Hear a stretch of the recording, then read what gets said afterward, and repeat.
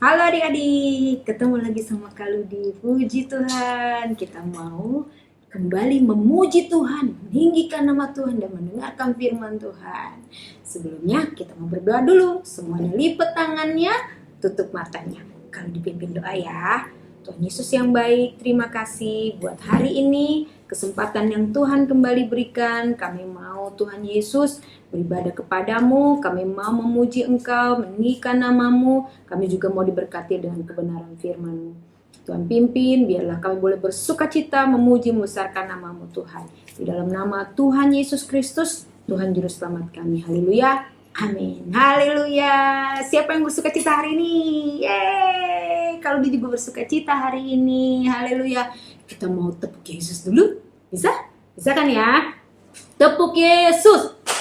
Yesus, Yesus, yes. Kurang semangat. Sekali lagi, tepuk Yesus. Yesus, Yesus, yes, yeay, haleluya. Puji Tuhan, kita bersukacita karena kebaikan Tuhan kita masih boleh ada. Kita mau memuji Tuhan, meninggikan nama Tuhan. Haleluya, angkat pujian kita. Memuji Tuhan selalu. Mari kita puji Dia. Memuji Tuhan selalu. Mari kita puji Dia. Puji, haleluya, puji, haleluya. Mari kita puji Dia. Puji, haleluya, puji, haleluya. Mari kita puji Dia. Puji Tuhan selalu, mari kita puji Dia. Memuji Tuhan selalu, mari kita puji Dia. Puji, haleluya, puji, haleluya, mari kita puji Dia. Puji, haleluya, puji, haleluya, mari kita puji Dia. Tahu kan adik-adik lagunya? Ya, kita nyanyi lebih sukacita lagi. Memuji Tuhan selalu, mari kita puji Dia. Memuji Tuhan selalu, mari kita puji Dia. Puji, haleluya, puji, haleluya, mari kita puji Dia. Puji, haleluya, puji, haleluya, mari kita puji Dia. Memuji Tuhan selalu, mari kita puji Dia.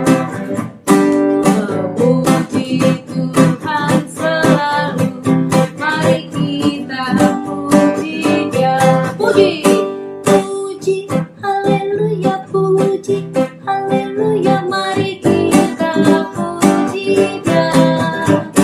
Puji, haleluya, puji, haleluya, mari kita puji Dia. Yeay.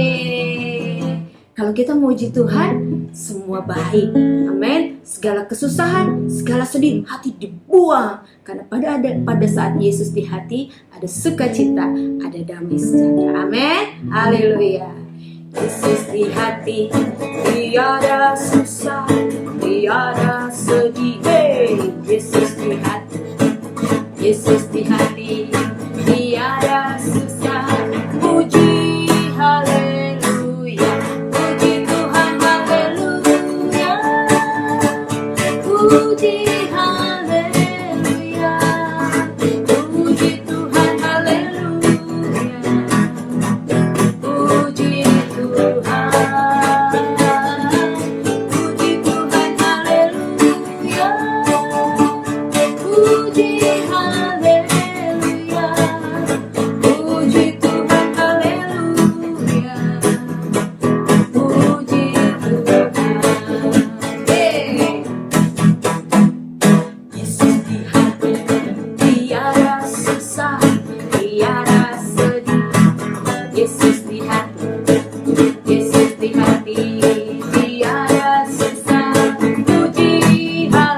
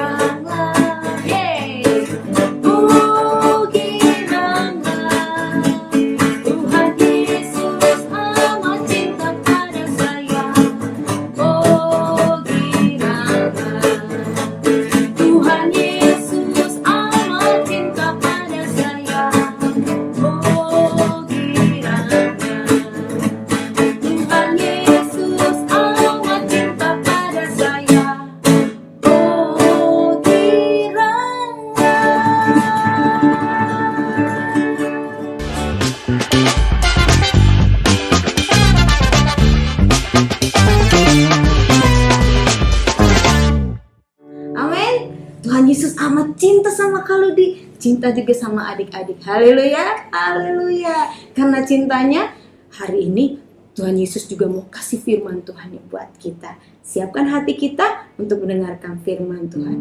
Karena firman Tuhan tidak pernah berubah, dulu, sekarang, sampai selamanya. Kasihnya tetap sama, kuasanya tetap sama. Haleluya.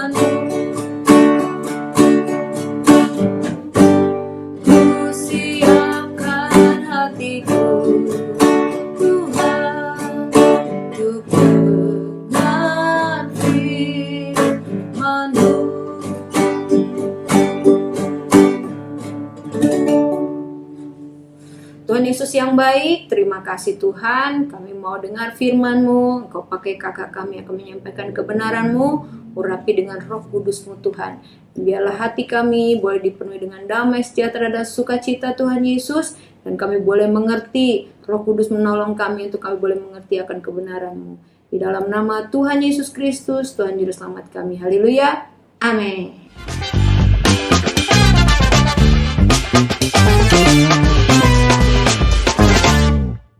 Shalom adik-adik, selamat kita berjumpa di dalam kasih Tuhan Yesus Kristus.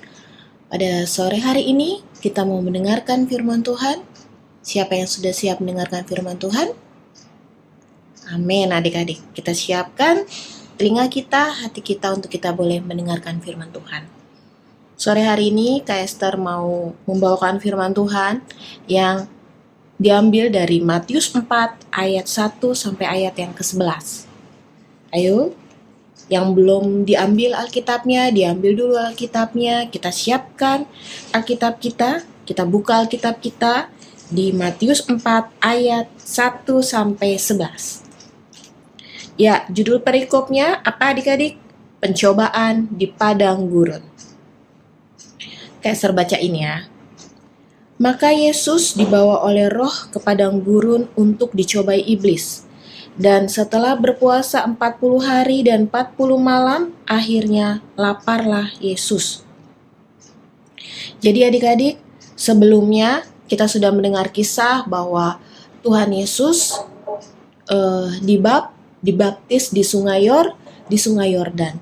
Ketika Tuhan Yesus dibaptis di Sungai Yordan, lalu datanglah Roh Kudus di dalam burung merpati di atas kepalanya Yesus.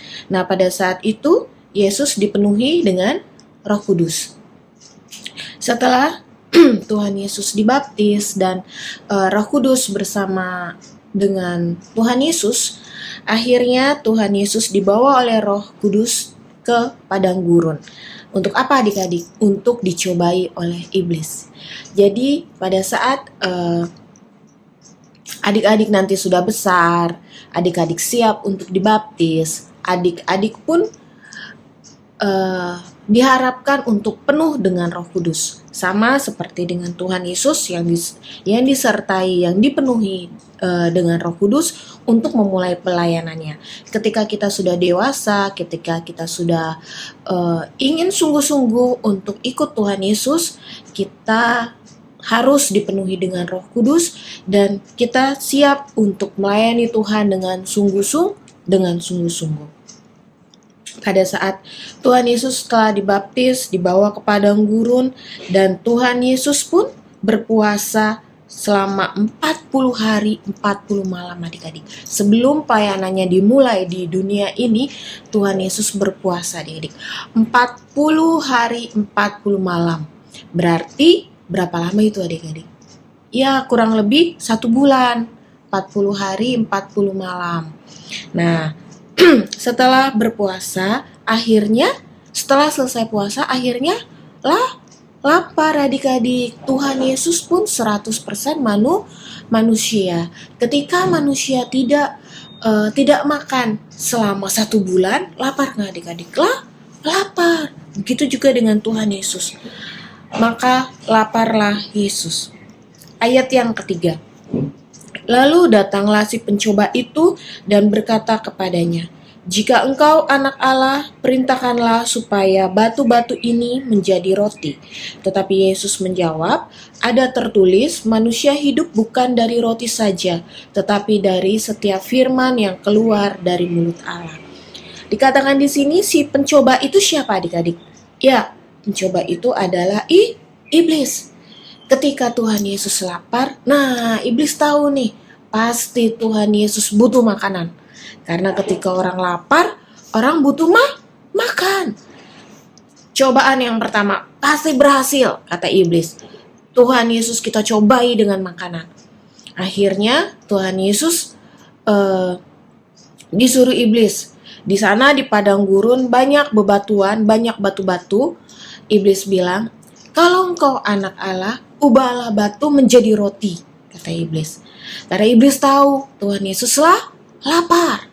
Tapi akhirnya Tuhan Yesus kalah nggak dari godaan iblis itu adik-adik untuk mengubah batu menjadi roti? Tidak.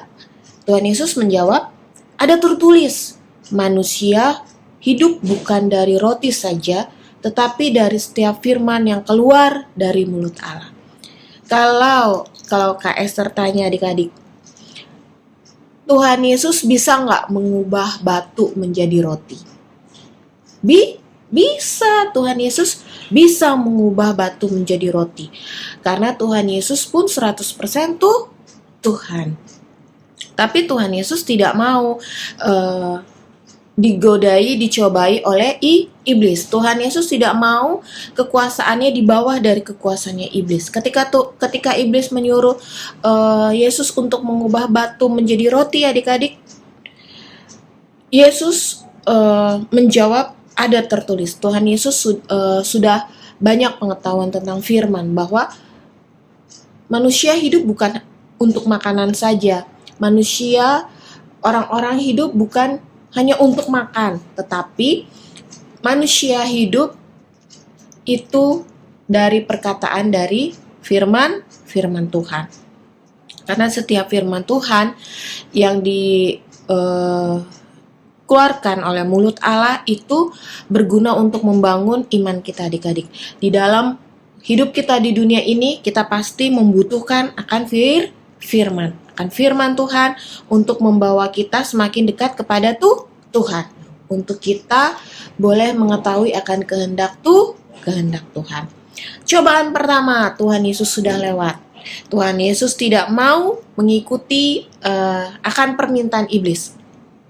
Walaupun Tuhan Yesus bisa mengubah batu menjadi roti, tetapi Tuhan Yesus menangkis semua cobaan itu. Cobaan pertama lulus adik-adik. Di ayat yang kelima, kemudian iblis membawanya ke kota suci dan menempatkan dia di bubungan bait Allah.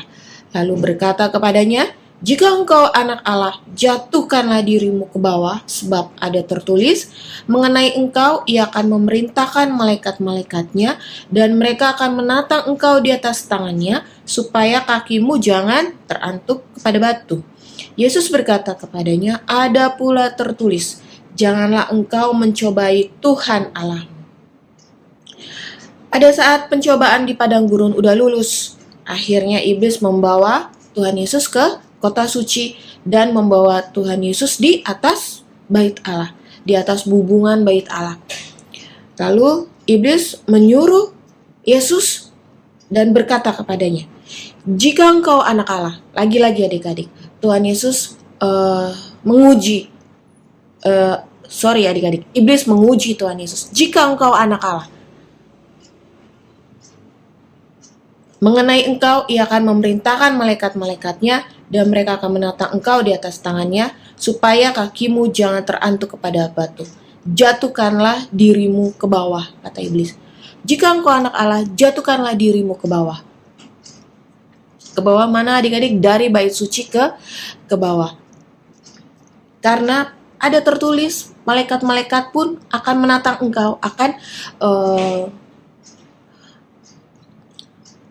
menatang engkau itu adik-adik, akan menangkap engkau sehingga engkau tidak jatuh ke tanah, sehingga engkau tidak terantuk sama batu. Tapi lagi-lagi Tuhan Yesus berkata sama iblis, ada tertulis, janganlah engkau mencobai Tuhan Allahmu. Tuhan Yesus bisa nggak adik-adik ketika Tuhan Yesus jatuh dari bait suci, dia tidak perlu malaikat, dia pasti tidak terantuk batu, pasti dia tidak jatuh ke tanah. Tuhan Yesus bisa seperti itu? Bisa adik-adik, karena dia Tuhan. Tapi lagi-lagi Tuhan Yesus tidak mau mengikuti setiap apa yang diperkatakan oleh iblis adik-adik. Tuhan Yesus malah menangkis setiap tantangan iblis dan mengatakan, ada tertulis, jangan mencobai Tuhan Allahmu. Kalau misalnya kita mempunyai firman Tuhan adik-adik, kita mempunyai perkataan Tuhan di dalam hati kita, kita sudah tahu akan apa yang harus kita lakukan terhadap setiap godaan, akan setiap tantangan ataupun cobaan yang menghadang kita. Begitu pula dengan Tuhan Yesus. Tuhan Yesus bilang, jangan mencobai Tuhan Allahmu. Iblis tidak bisa untuk mencobai Tuhan Allahmu, karena posisi Tuhan Yesus ada di atas iblis. Tuhan Yesus bisa mengalahkan iblis, adik-adik. Itu adalah pencobaan yang kedua. Setelah Tuhan Yesus dibawa dari kota suci di atas bumbungan bait Allah, Tuhan Yesus dibawa oleh iblis. Ayat yang ke-8. Dan iblis membawanya pula ke atas gunung yang sangat tinggi dan memperlihatkan kepadanya semua kerajaan dunia dengan kemegahannya. Dan berkata kepadanya, semua itu akan kuberikan kepadamu jika engkau sujud menyembah aku. Maka berkatalah Yesus kepadanya, enyahlah iblis, sebab ada tertulis, engkau harus menyembah Tuhan Allahmu dan hanya kepada Dia sajalah engkau berbakti. Pencobaan yang ketiga apa adik-adik? Iblis membawa Yesus ke atas gunung yang tinggi dan memperlihatkan akan kekayaan dunia ini. Iblis berkata kepada Tuhan Yesus, semua itu akan kuberikan kepadamu jika engkau sujud menyembahku. Ternyata adik-adik, ada roh-roh penguasa di dunia ini. Mereka menguasai akan kerajaan di dunia ini adik-adik. Dan iblis menyuruh untuk Tuhan Yesus menyembah dia, karena iblis menguasai akan kerajaan dunia adik-adik. Kalau adik-adik ketahui bahwa kerajaan itu terbagi dua, kerajaan dunia dan kerajaan surgawi. Kerajaan surgawi empunya siapa adik-adik? Kerajaan surgawi empunya adalah Tuhan Yesus. Allah Bapa, Tuhan Yesus. Sedangkan kerajaan dunia ini dikatakan bahwa iblislah penguasanya. Kerajaan dunia ini semua takluk kepada iblis. Dan Tuhan Yesus dicobai iblis yang ketiga. Iblis menyuruh Tuhan Yesus untuk menyembah dia, maka kerajaan dunia akan berikan kepada Tuhan Yesus. Iblis berkata seperti itu. Tetapi lagi-lagi Tuhan Yesus tidak mau kalah kepada iblis. Tuhan Yesus bilang, "Enyahlah iblis, sebab ada tertulis, engkau harus menyembah Tuhan Allahmu, dan hanya kepada dia sajalah engkau berbakti." Tuhan Yesus bilang, "Enyahlah iblis, karena hanya kepada Tuhan Allah saja engkau harus berbakti." Jadi iblis pun harus berbakti kepada Tuhan Allah. Jangan menyombongkan diri. Tetapi sayangnya iblis terus menyombongkan diri, adik-adik. Tuhan Yesus mengalahkan iblis bahwa engkau yang harus menyembah pada Tuhan Allah. Tuhan Yesus mempunyai firman Allah di dalam hidupnya sehingga dia menangkis semua perkataan-perkataan iblis, adik-adik. Sehingga sampai kepada pencobaan yang ketiga, Tuhan Yesus menang, adik-adik. Ayat yang ke-11, lalu iblis meninggalkan dia dan lihatlah malaikat-malaikat datang melayani Yesus. Ketika 3 pencobaan didatangkan kepada Tuhan Yesus, iblis tidak dapat mencobai Tuhan. Semua tawaran iblis ditentang oleh Tuhan Yesus. Dan ketika iblis tahu bahwa dia telah kalah untuk mencobai Yesus, maka iblis meninggalkan Tuhan Yesus. Dan sebagai penggantinya, adik-adik, malaikat-malaikat semua datang melayani Tuhan Yesus. Malaikat-malaikat yang melayani Tuhan Yesus, malaikat-malaikat yang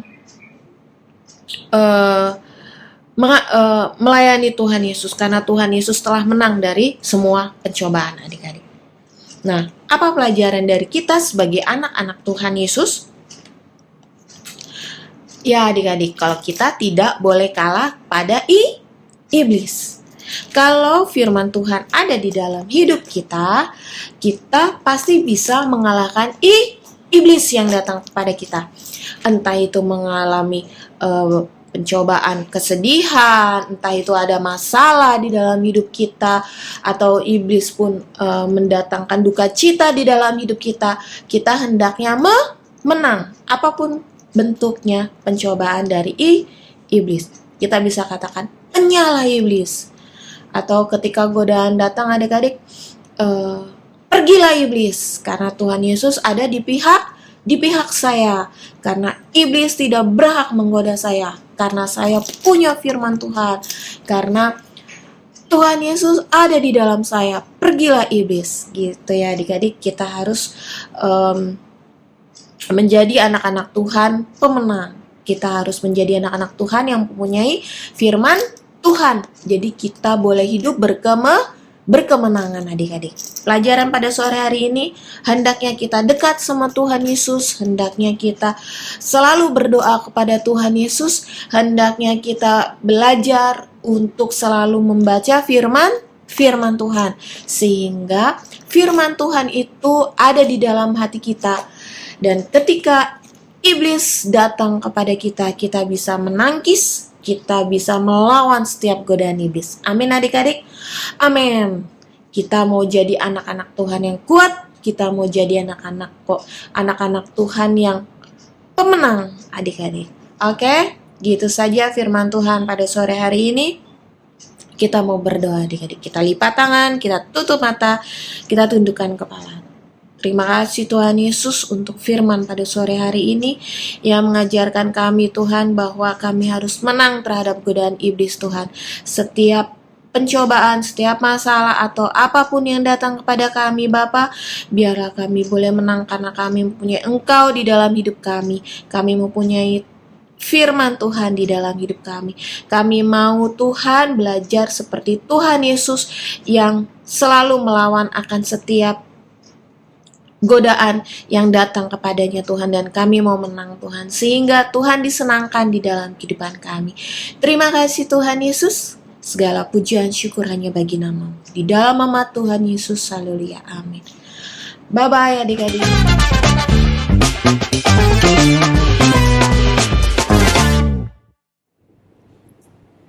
Gimana adik-adik? Udah diberkati oleh firman Tuhan? Bagaimana, mengerti?